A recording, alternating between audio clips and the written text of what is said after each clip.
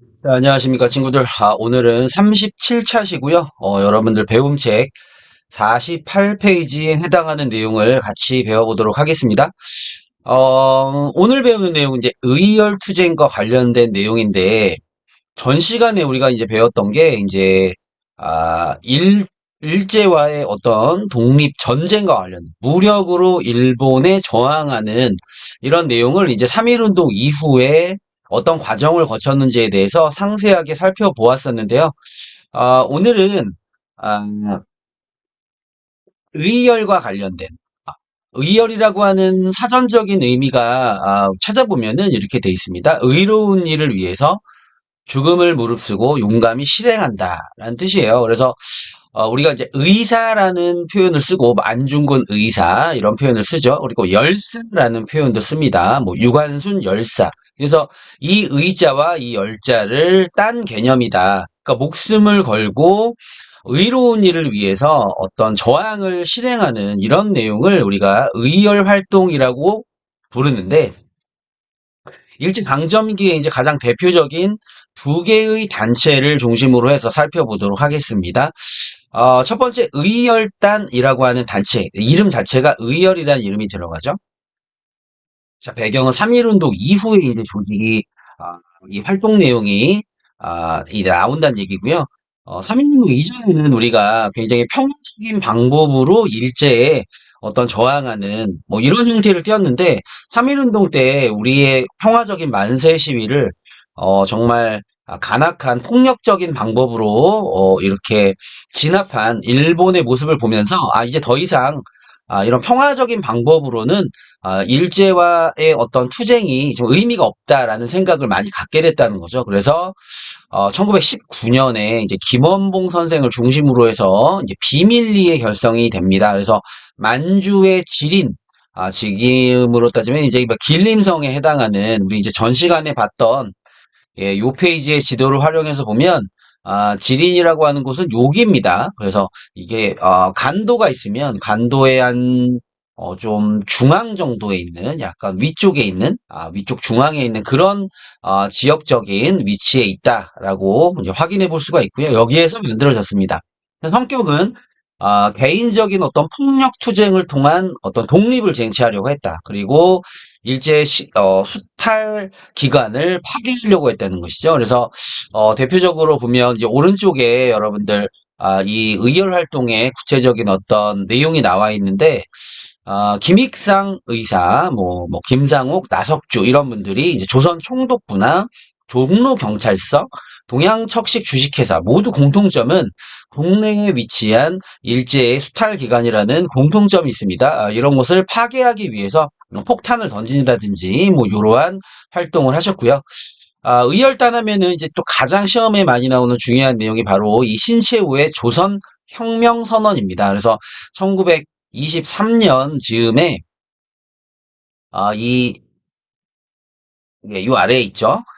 우리 김원봉 선생이 요청을 해서 이제 신채호 선생, 아주 당시에 유명한 독립운동가인 신채호 선생에게 우리 의열단이 어떻게 활동을 하면 좋겠습니까? 라고 해서, 이렇게 활동을 해야 된다라고 이렇게 조선혁명이라고 하는 하나의 지침을 줬다는 거예요. 자, 여기 내용을 보면 우리는 외교나 준비 등의 미몽, 좀 어리석은 어떤 꿈을 버리고 이거는 협치지 못하다. 그러니까 독립을 위해서 외교적인 방법으로 독립을 한다. 아니면은 준비가 될 때까지 계속 우리는 준비를 한다. 이런 것들보다는 직접적으로 민중이 나서서 직접적인 방식의 혁명 수단을 취해야 된다. 그래서 결국 민중 속으로 가서 민중들과 끊임없는 폭력, 그래서 폭력이라고 하는 건 암살, 일제의 어떤 주요 인사들을 암살하고 파괴하고 폭동하는 이런 방법으로서 일제의 통치를 타도해야 된다라는 그런 내용을 담고 있는 글이 바로 조선혁명선언이 되겠습니다.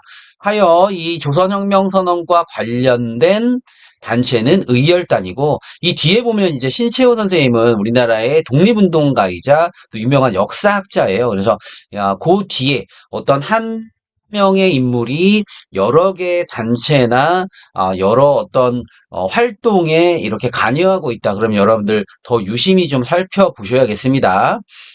예, 변화 내용인데요. 그래서 개인적으로 어떤 폭탄들을 막 던지고 이렇게 했는데 그것이 이렇게 해서 언제 일제로부터 그 독립을 하지라는 어떤 깨우침을 갖게 되어서 20년대 후반이 되면 이런 개별적 투쟁 말고 좀 더 본격적인 어떤 군대 어떤 더 많은 집단적인 어떤 무력을 동원할 수 있는 시스템을 만들어야겠다 해서 이 김원봉 선생과 단원들이 중국 국민당 정부가 당시에 운영하고 있던 황푸 군관학교에 입학을 해서 직접 교육을 받습니다. 해서 우리 손으로 직접 독립운동 지도자들을 양성할 수 있는 조선혁명 간부학교를 설립해서 독립군을 본격적으로 양성했다. 그래서 의열단의 초기 활동은 좀 개인적으로 폭탄을 던지거나 요인을 암살하는 내용이었다면 이제 후반으로 가면은 이제 좀 더 집단적으로 어떤 이제 학교를 세워서 그 교육을 받는 이런 방식으로 바뀌게 됐다는 거고요.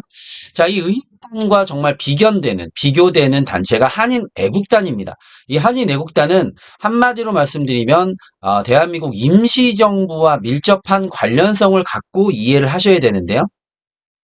자, 우리 대한민국 임시정부 배웠지만 1920년대 후반이 되면서 우리 그 임시정부가 아주 큰 위기를 겪게 됩니다. 우리 전에도 이제 국민대표회의가 막 결렬되고 대조파와 창조파가 싸우고 이런 내용을 살펴봤지 않습니까? 그래서 이 침체된 임시정부를 활동을 지금 돈도 없고 그다음에 인원도 지금 없다는 거죠. 그래서 이러한 제한된 활용 범위 안에서 일제에게 가장 큰 타격을 줄 수 있는 활동은 무엇일까?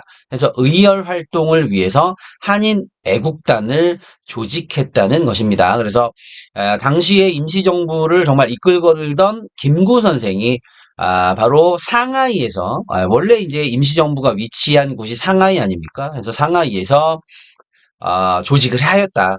대표적인 이제 그 활동 의사들은 이봉창 의사, 윤봉길 의사 두 분이 계십니다. 자, 이봉창 의사 두 분 모두 1932년에 주로 이제 도쿄와 상하이, 이제 국내가 아닌 국외에서 활동을 했다는 공통점이 있죠. 이봉창 의사는 도쿄에서 이때 이제 일본 왕에게 폭탄을 투척해서 일본 왕을 죽이려고 하는 시도를 하셨는데 이것이 이제 상하이 사변의 계기가 되었다. 이것은 무엇이냐? 이제 이봉창 의사의 의거에 중국의 신문들이 이것을 보도를 굉장히 크게 했는데 그걸 우호적으로 보도했다는 거예요. 당시 이제 32년이면 31년에 일제가 만주를 침략했지 않습니까? 그래서 중국과 일본의 관계도 매우 좋지 않았기 때문에 한국인 청년 이봉창이 일본 왕을 죽이려고 시도했다라고 하는 것을 중국 입장에서는 우호적으로 보도했을 것이고 일본은 또 이것을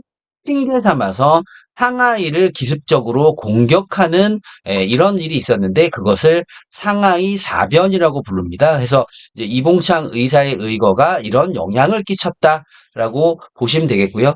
윤봉길 의사는 여러분들이 매우 잘 아실 거예요. 상하이 훈코우 공원에서 바로 이 상하이 사변의 이 승리를 축하하는 이 축하식장에 다수의 일본인 고위 관리와 장군, 군인들이 이제 이 그 기념식을 하는데 거기에 이제 폭탄을 던졌죠. 우리가 이제 도시락 폭탄으로 알고 있지만 실질적으로는 물통 폭탄이었다는 거죠. 물통 모양의 폭탄을 던져서 이 윤봉길 의사의 의거는 굉장히 중요한 의미를 갖는데 그것은 이제 중국 당시에 정부가 없었지 않습니까? 근데 이제 정부의 역할을 하였던 게 바로 국민당이에요. 그래서 중국 국민당이 이끄는 이 국민당 정부가 한국 독립운동을 중국 본토에서 지원하는 계기가 됩니다. 그래서 한 명의 정말 이 그 한국인 청년이 정말 수십만 중국 그 군대가 하지 못한 일을 해냈다라고 해서